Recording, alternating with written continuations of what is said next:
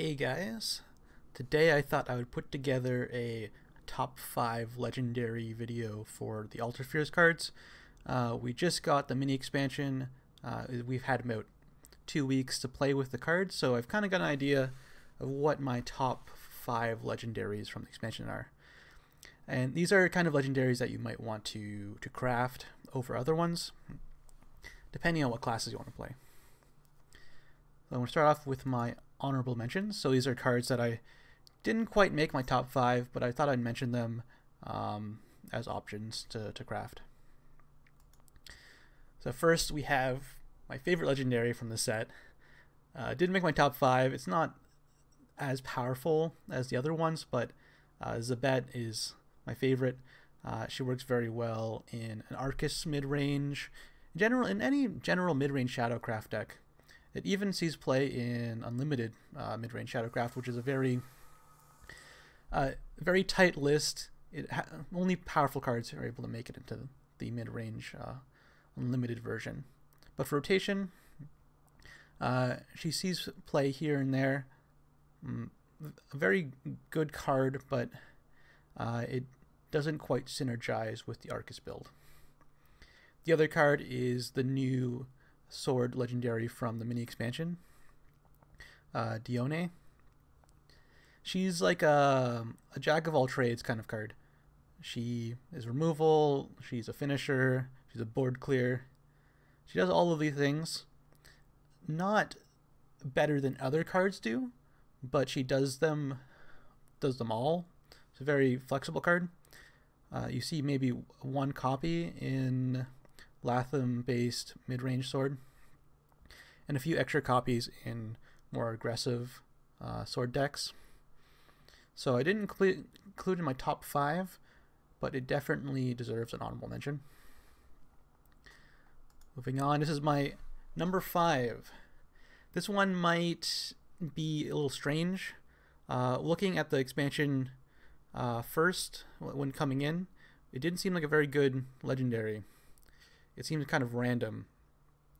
But after playing with it a lot and seeing how much it impacted the meta, I'm including it in my top 5. My number 5 is Alterplane Arbiter.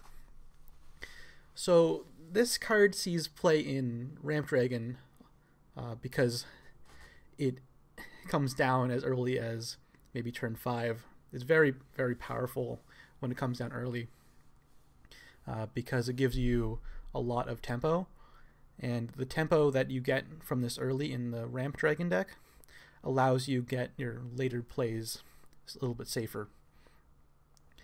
It's also seen play in, I've seen it played like a 1 copy in a mid-range sword deck because they don't have a good 7-drop. I've seen this played in other lists other than Dragon, just as a generally strong tempo card advantage card. Like definitely just a good value card. So I say it's pretty safe to craft, especially if you're playing Dragon. But you can fit this in other lists if you are missing kind of those spots. Number 4? Number 4 is a new card from the mini expansion. So the deck that it's in isn't the most powerful, but this card is absolutely insane in my opinion. Number 4 is Laura. So the deck that it sees play in rotation is Hand Buff Blood. Hand Buff Blood can get some crazy draws and do a lot of damage, but if it gets the cards in the wrong order, it can kind of fall apart. So it's very dependent on your early game. But this card pushes a ton of damage. It makes a bunch of cards in Blood that seem very bad more relevant because it gives them Storm. Very, very strong card. If you want to play Blood, I'd say this is something you want to craft, definitely. Even Unlimited, this sees play. It's a very, very good card. So if you want to invest in the future of Bloodcraft, I'd say that you'd want to craft this card. Number 3. Number 3 is also a card that is kind of an all-star. It sees play in rotation and unlimited.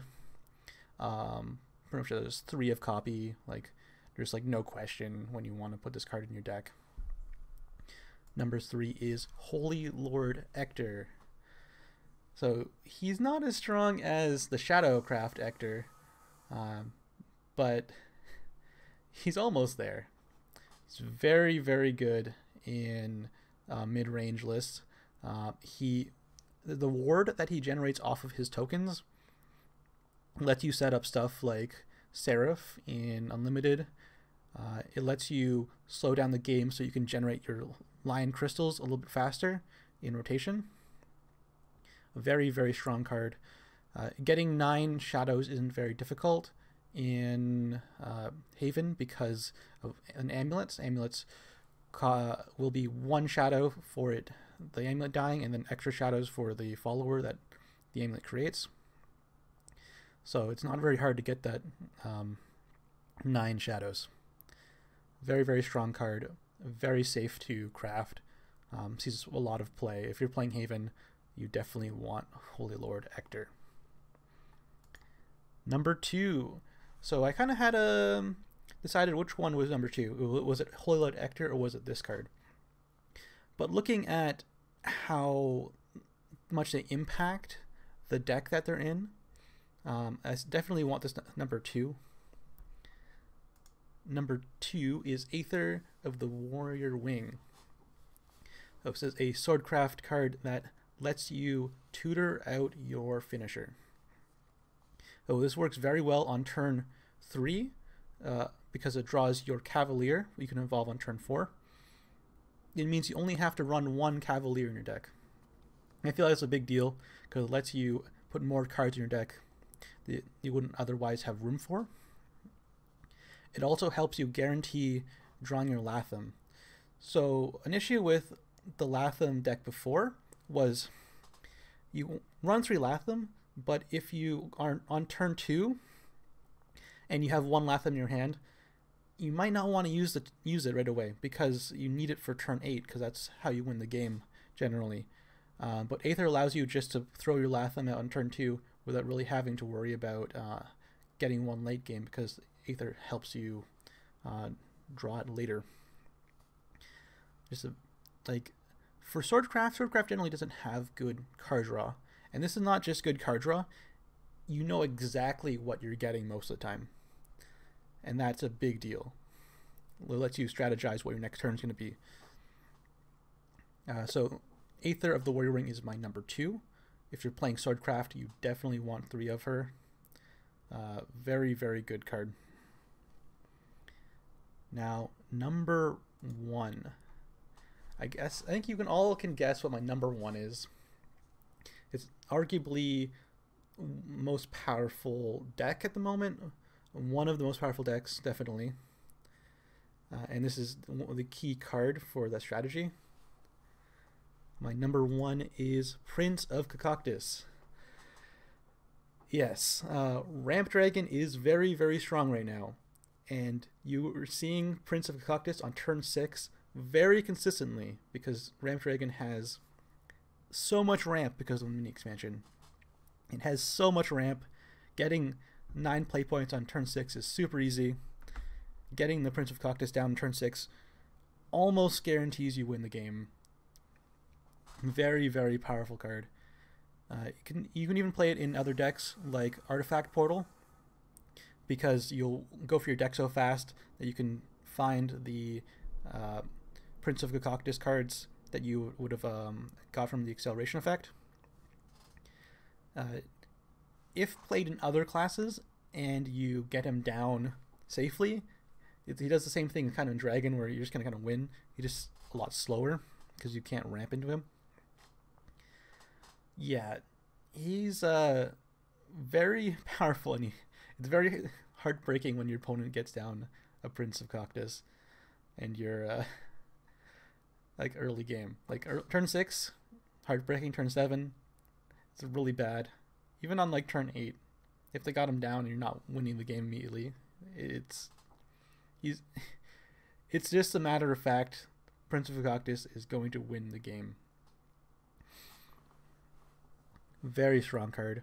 100% if you're playing Dragon, craft this. It is super good.